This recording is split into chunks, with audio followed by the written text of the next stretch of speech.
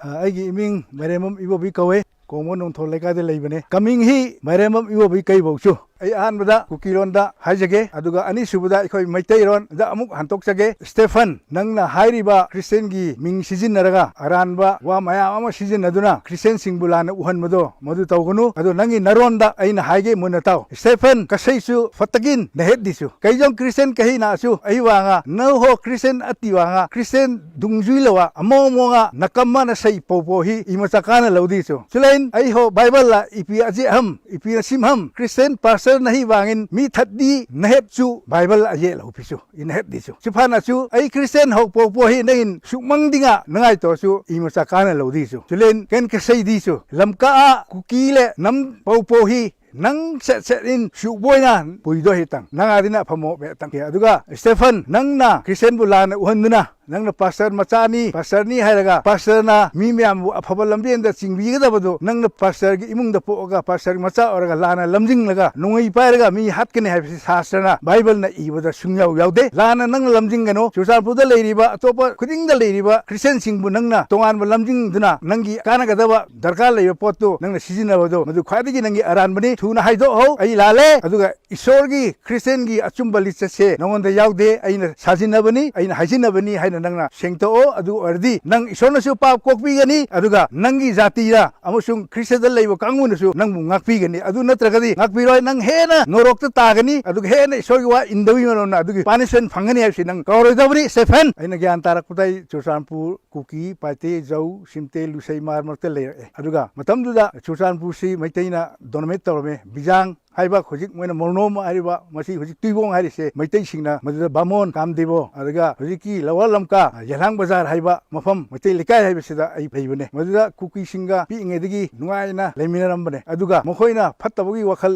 लाखिबसि अइखोइना खंतबदंगा मरमदी मतमदुदा मैतै सिंगना मपुंग फाना दोनमे तौबा Meitei सिंगी Kong सिंगवा अदगी Durga Puja अदगी anything सोरार खुदिंग बामोन हुजिक कामदेबो हाइबा बामोन बियांग लेबसिना तौरगा अइखोइ लेकायदुदा लेमिनरमबने मखोइ अइखोगे नुगाइना ज्ञान ताना लेमिन रमबने मतमदा कुकी सिंगी फत्तबसे खोइ खंगदे अदुगा कुकी सिंगी मतमदा मैतै सिंगना दोनमे तौरे हुजिक मफम चुचानपुरगी मफम हुजिक मैतै लेकाय हाइबा खुगा तंपा हाइबा अदगी अमुक मणिपुरगी फिबम सिदा लान हौरि मफम चेंगकोनपंग हाइरि मफमसे मैतैना कोबर तौर ले मदम मैतै मचाक्तना पुन्ना लेरगा खोइसि पुन्ना लिंजेन अमा तोइना कुकी सिंग मतमदु याम लेते कुकी ममिंगसि लेरंब खक्तना मसा ओइबा सिंगसे अखोइ रोइन मसक खंगे हुजिक अनौबा कुकी खक्तना पिक थनखे हानिगी कुकी सिंगदुगा अखोइ लेरंब नुंसिबदो अनौबा फत्तबा कुकी सिंग लाक्तना हुजिकति लोइना चुचानपुरसि मपुंग फाना फत्तबदु ओइखरबने मरमदा मखोइगी लोनदा हाय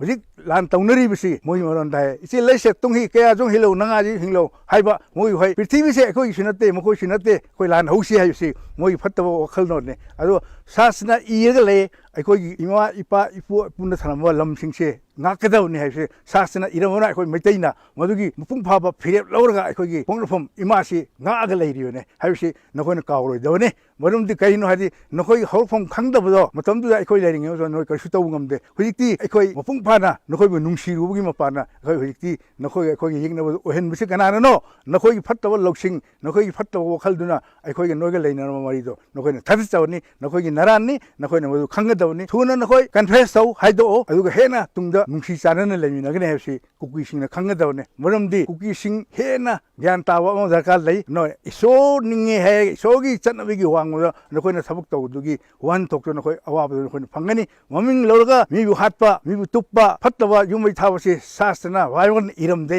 मरमदु नखोइ तौरदबनी तरमदासु मदु हंतो हजिक्ति होना अदु नखोइ मैतैगा नखोइगे लेनो मरि अमुक चेक्सिनना लेगे तारि नखोइ लाले हेरगा अखोइ अमता ओइना सन्मिना सि हाइबा नंगी वखल अदु लेरगदी नुआइना हिंबा अमसुंग चौदा नौदा जमफुंग फाबो ओइगनी मरमदुना नखोइ हुजिक मी याम हेरगा नखोइ मैतैना कीगिने हदि खनगनो मरमदुना नखोइना खंगदबदि नखोइना लालिबो थबकतो नसाना लाले हायो मतमदा खोइ मैतै मचासिंगनि ngakpi हाइबने ngakpigने नखोइगी शास्त्रना बाइबलना स्वाय यिंगनो सिंगबो नुंसियो हाइबदो नखोइना नुंसिदे यिंगनो सिंगबो हालो हाय नोय हालेलुया हारगा नंगोइ कापा मी हापदो शास्त्रना करम जगादा फंगे हायो पावरोदा हाय इपा इपुना थनमलम नखोइना ngakkedबने अदुगी समक्तनि मता मफु सिंगना थनमलम नखोइ ngak हुजिक लेरिबसे नखोइना ꯈꯪꯒꯗꯕꯅꯤ ꯃꯔꯝ ꯑꯗꯨꯅ ꯅꯈꯣꯏꯗꯤ ꯀꯅꯥꯅ ꯊꯝꯃꯦ ꯑꯩꯈꯣꯏ ꯈꯪꯗꯦ ꯑꯗꯨꯅ ꯃꯇꯝꯗꯨ ꯂꯩꯔꯝꯕ ꯑꯩꯈꯣꯏ ꯍꯧꯖꯤꯛꯇꯤ ꯑꯍꯜ ꯑꯣꯏꯈ꯭ꯔꯦ ꯑꯍꯥꯟꯕ ꯑꯩꯈꯣꯏꯅ ꯄꯥꯈꯪ ꯑꯣꯏꯕ ꯃꯇꯝꯗ ꯆꯨꯔꯆꯥꯟꯄꯨꯔꯗ ꯑꯩꯈꯣꯏꯒꯤ ꯈꯨꯠꯇ ꯂꯣꯏꯅ ꯂꯩ ꯀꯨꯀꯤꯁꯤꯡꯁꯨ ꯃꯇꯝꯗꯨꯒꯤ ꯑꯐꯥꯎꯕ ꯃꯌꯥꯝ ꯑꯃ ꯍꯧꯖꯤꯛ ꯂꯣꯏꯅ ꯁꯤꯈ꯭ꯔꯦ ꯑꯩꯗꯤ ꯍꯤꯡꯍꯧꯔꯤ ꯃꯔꯝꯗꯤ ꯏꯁꯣꯔꯒ ꯑꯩꯈꯣꯏꯒ ꯂꯩꯅꯕ ꯃꯔꯤ ꯑꯩꯈꯣꯏ ꯏꯁꯣꯔꯅ ꯑꯩꯕꯨ ꯅꯨꯡꯁꯤꯕꯤꯕ ꯃꯔꯝꯅ ꯅꯈꯣꯏꯅꯁꯨ ꯈꯪꯒꯗꯕꯅꯤ ꯅꯪꯒꯤ ꯏꯁꯣꯔꯗꯣ ꯑꯆꯨꯝꯕ ꯇꯧꯕꯅꯦ ꯅꯪꯅ ꯑꯔꯥꯟꯕ ꯇꯧꯕꯗꯣ ꯍꯥꯏꯗꯣꯛꯑꯣ ꯑꯗꯨꯒ ꯅꯈꯣꯏꯁꯨ ꯇꯨꯡꯗ ꯅꯨꯡꯉꯥꯏꯅ ꯄꯨꯟꯁꯤ ꯂꯦꯟꯒꯅꯤ ꯅꯪꯒꯤ ꯅꯆꯥꯅꯁꯨ ꯁꯣꯔꯣꯟ ꯐꯥꯎꯗ